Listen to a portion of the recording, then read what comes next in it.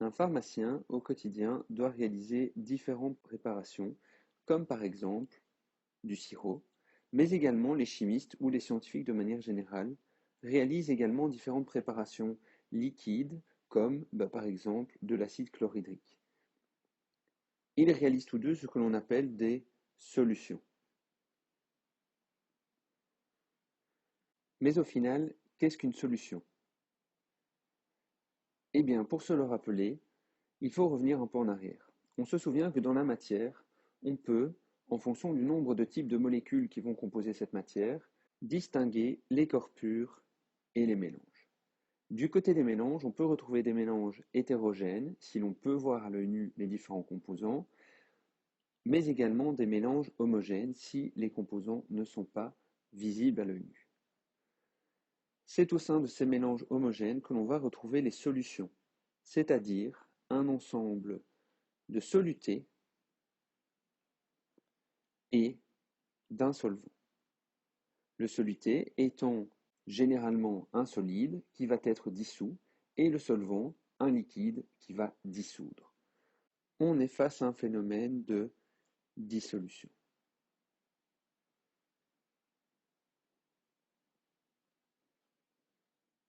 Mais lorsque le pharmacien ou le chimiste doit réaliser sa solution, il a besoin de savoir la quantité de soluté dont il aura besoin pour la fabriquer.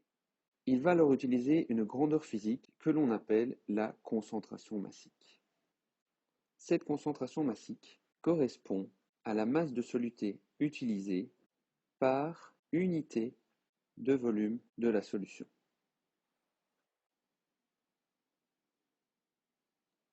Mathématiquement, on peut représenter la concentration massique et sa définition comme ceci. Cette lettre grecque, appelée gamma, correspond au symbole de la concentration massique, alors que m, bien connu de tous, correspond à la masse, ici, de soluté utilisée, et v correspond au volume de la solution. Comme toutes les grandeurs physiques, la concentration massique possède une unité de référence, liée aux unités de référence de la masse et du volume. On se rappelle que la masse est exprimée en grammes, c'est l'unité de référence. Il existe bien sûr tous les dérivés tels que le kilogramme, le décigramme, etc. Mais c'est le gramme qui est utilisé comme référence dans les calculs. On se rappelle également que le volume est exprimé en litres. Cela nous amène donc à une concentration massique qui va être exprimée en grammes par litre. On peut retrouver dans certains ouvrages l'unité G fois L exposant -1, mais cela correspond exactement au gramme par litre. Attention tout de même que si l'on utilise l'écriture exposant -1, c'est bien un fois que l'on retrouve entre le gramme et le litre, et non une barre de fraction comme dans notre unité, le gramme par litre. Pour comprendre tout l'intérêt de cette concentration massique, partons d'un exemple concret. Pour préparer 40 centilitres de sirop de grenadine, que l'on va préparer soi-même plutôt que de l'acheter en magasin, on doit utiliser 160 g de sucre. Quelle va être alors la concentration de la solution, c'est-à-dire notre grenadine, en sucre? En science, pour résoudre ce genre de problème, on utilise ce que l'on appelle un tableau de données qui comprend 4 colonnes.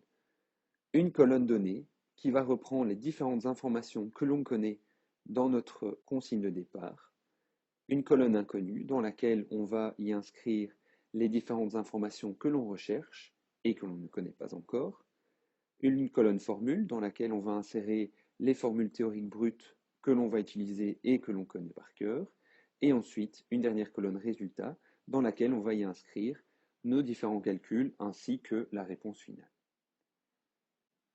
Pour résoudre ce genre de problème, il est très important de rester méthodique et d'inscrire toutes les informations nécessaires. Pour commencer, analysons notre problème et mettons en évidence directement dans la consigne les différentes informations que l'on connaît. On voit ici que l'on parle de 40 centilitres de sirop de grenadine ainsi que 160 g de sucre. On va donc indiquer ces différentes informations dans la colonne donnée en n'oubliant pas de bien faire apparaître les grandeurs physiques auxquelles correspondent ces valeurs. Lorsque l'on parle de 40 centilitres, c'est en fait la valeur d'un volume. Il est donc très important de noter le symbole de V pour volume devant cette information. On peut également noter des informations supplémentaires telles que la matière dont on parle. Ici, c'est un sirop. On l'indique en indice, c'est-à-dire sous notre symbole principal. On sait également que 160 g de sucre correspond à ce que l'on appelle une masse. On peut là aussi indiquer sous ce M le terme sucre pour bien se rappeler lors de la résolution que cette masse correspond au sucre, et on indique ensuite la valeur lue dans la consigne. On sait ensuite, grâce à la consigne, que l'on recherche une concentration massique. On indique donc, dans la colonne inconnue, le symbole de la concentration massique gamma. Puis, dans la formule, on va indiquer notre formule théorique que l'on connaît et qui va nous être utile ici. Gamma est égal à la masse de soluté divisé par le volume de solution. À ce stade, le soluté étant le sucre et la solution le sirop, on possède toutes les informations utiles de la formule pour pouvoir déterminer notre concentration massique. Mais avant de se lancer réellement dans les résultats, il est bon de vérifier les unités de nos données pour voir si elles sont bien les unités de référence. Et ici, dans notre exercice, on se rend compte que le volume est donné en centilitres. Or, on se souvient que le volume possède une unité de référence qui est le litre. On va donc changer ces 40 centilitres directement en litres dans les données. Et en utilisant un abac que l'on peut griffonner sur le coin d'une feuille de brouillon, on sait que 40 centilitres correspond à 0,4 litres. La masse étant donnée en grammes, on est bien dans les unités de référence, on peut se lancer maintenant dans les résultats finaux. On va donc changer dans notre formule théorique les informations que l'on connaît pour pouvoir calculer, tout en n'oubliant pas de bien commencer les résultats en notant la grandeur physique qui est ici calculée, c'est-à-dire gamma, la concentration massique. Elle est donc égale à la masse de soluté, c'est-à-dire la masse de sucre 160 g. On n'est pas obligé à ce stade d'inclure les unités dans le calcul, et on divise ces 160 g par le volume de la solution, c'est-à-dire le volume de sirop, 0,4 litres. On sait donc, par un bref calcul, que la concentration massique finale de notre sirop de grenadine est de 400, on n'oublie pas l'unité finale, grammes par litre, étant donné que l'on est en train de parler d'une concentration massique et que l'unité de référence est le gramme par litre. Que se passe-t-il si, dans un exercice, ce n'est pas la concentration massique qu'il faut calculer, mais la masse de soluté ou le volume de la solution? Il va falloir alors modifier la formule afin d'isoler le terme utile.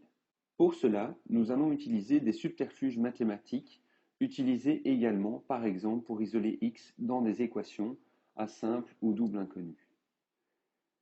Si par exemple, dans un exercice, on demande quelle est la masse de soluté à utiliser, il va donc falloir, dans notre formule de départ, isoler m. Comment faire? Eh bien, nous partons de notre formule de base, c'est-à-dire gamma est égal à m de soluté divisé par le volume de la solution. Ce que l'on a besoin ici, c'est d'isoler m, notre masse. Pour faire cela, on voit que le volume de solution nous ennuie. On observe ici que le volume se trouve au dénominateur. Les maths nous apprennent donc que l'on peut le retirer en rajoutant au numérateur le terme V. Ainsi, V divisé par V va pouvoir se simplifier. Mais attention, dans cette configuration, l'équilibre n'est plus respecté étant donné que nous avons rajouté un terme à droite. Afin de garder cette égalité, on va rajouter ce même terme à gauche de l'égalité. Comme cela, eh bien, nous rajoutons la même chose de chaque côté de notre signe égal. On se retrouve donc finalement avec une formule dans laquelle la masse est isolée. M est donc égal ici à V fois gamma. Voyons donc comment procéder lorsque nous devons calculer le volume de solution et donc isoler V dans la formule. Pour cela, on repart de notre formule de départ, gamma est égal à m sur V, et ce qui nous intéresse ici donc c'est d'isoler ce terme V qui se trouve au dénominateur. Pour cela, eh bien, on va devoir s'occuper du m qui se trouve au numérateur. Là aussi, les maths nous apprennent que si l'on rajoute un fois 1 sur m, et donc le m se trouvant au dénominateur dans ce cas-ci, on va pouvoir simplifier nos deux termes m à droite de l'égalité. À nouveau, si on veut garder l'équilibre et donc l'égalité entre ce qui se trouve à gauche et ce qui se trouve à droite du égal, on doit rajouter à gauche de l'égalité un fois 1 sur m. Simplifions toute cette formule. On se retrouve donc à gauche de l'égalité au numérateur avec une fois gamma, c'est-à-dire gamma. Toujours à gauche de l'égalité, au dénominateur, m. À droite de l'égalité, on a simplifié le m et il nous reste un 1. Et au dénominateur, on a v. On voit ici qu'on n'est toujours pas à la formule finale, étant donné que notre v ne se trouve pas au numérateur, mais au dénominateur. On devrait donc inverser les deux termes. Et cela est possible si on fait la même chose de l'autre côté. On se retrouve donc avec une formule finale correspondant à V est égal à M divisé par gamma.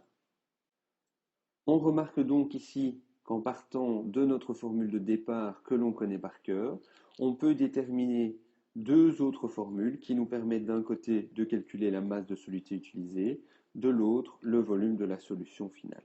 Il ne sert donc à rien de retenir par cœur ces deux formules ici, étant donné que mathématiquement, on peut, à partir de notre formule de départ, retrouver aisément les deux formules correspondantes.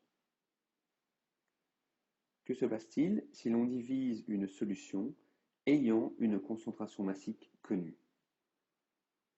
Pour répondre à la question, partons d'un exemple concret. Imaginons une solution d'eau sucrée dont le sucre a été coloré afin de visualiser la concentration en sucre de notre eau. Fixons le volume de la solution initiale à 100 ml et avec une concentration en sucre de 8 g par litre. Nous allons diviser cette solution d'eau sucrée afin d'obtenir d'un côté 25 ml et de l'autre 75 ml d'eau sucrée. Quelles seront alors les concentrations de chacune de ces nouvelles solutions? Visualisons l'expérience. Nous avons donc un premier verlin contenant 100 ml d'eau sucrée, visible grâce à la coloration rouge. On en insère 25 ml dans un premier berlin et les 75 ml restants dans un second berlin. Grâce à la coloration rouge, on voit aisément que la concentration de chacun des deux petits berlins est la même et correspond à la concentration de notre solution initiale. Cela s'explique par le fait que lorsque l'on verse notre solution initiale dans chacun des deux berlins, on verse l'ensemble de la solution, c'est-à-dire l'ensemble du solvant et du soluté, la concentration de notre solution initiale dans le grand berlin étant de 8 g par litre, on se retrouve donc avec une nouvelle concentration dans le premier petit berlin de 8 g par litre et de 8 g par litre également dans le second petit berlin. Mais au final, quels sont alors les moyens pour changer gamma? Il existe deux possibilités. Soit on augmente ou on diminue la masse de soluté, ou alors on augmente ou on diminue le volume de la solution.